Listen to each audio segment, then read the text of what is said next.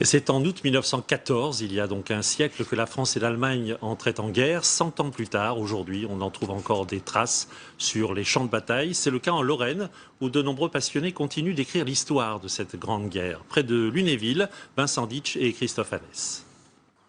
Le soldat Henri Pajot a 27 ans lorsqu'il est tué en septembre 1914 près de Lunéville en Lorraine, théâtre de violents combats au début de la Grande Guerre.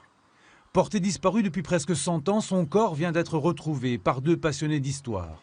Après des mois de recherche dans les archives militaires, ils ont d'abord repéré la zone où le 143e régiment d'infanterie avait combattu. Ils l'ont ensuite parcouru de long en large à la recherche d'objets métalliques. On a commencé à déterrer un fusil et à partir du moment où on a trouvé le fusil, on a vu qu'il y avait des ossements à côté. Donc on a arrêté. En même temps, on a trouvé cette fameuse plaque. La plaque du soldat Pajot, elle a été récupérée par l'Office national des anciens combattants, comme tous les objets et les ossements découverts. Car chaque objet peut aider à déterminer l'origine des ossements, à défaut de l'identité exacte des soldats. Des cartouches vides, un morceau de pantalon rouge qui démontre que ce sont des soldats de l'infanterie, puisque les fantassins en 1914 portent des pantalons rouges. Vous remarquerez qu'il n'y a pas de casque ici, parce que les soldats français de 1914 ne portaient pas de casque.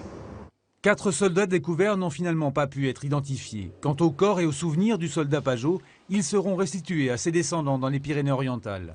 Une récompense pour nos chercheurs d'histoire militaire. Quand on vous dit à cette époque il est disparu, le deuil n'est jamais fait. Mais quand vous demandez aux familles des disparus s'ils seraient contents de retrouver leurs disparus, ils disent oui. Et les soldats de Lunéville restés inconnus ne seront pas oubliés. Leurs restes seront inhumés dans la nécropole militaire la plus proche de leur lieu de découverte, avec une croix portant mention de leur existence, à défaut de leur identité.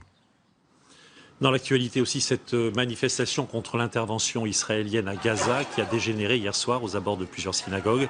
Vous le voyez sur ces images de Nicolas Belmont tournées à Paris, des incidents fermement condamnés par Manuel Valls pour qui, je le cite, de tels actes qui visent des lieux de culte sont inadmissibles.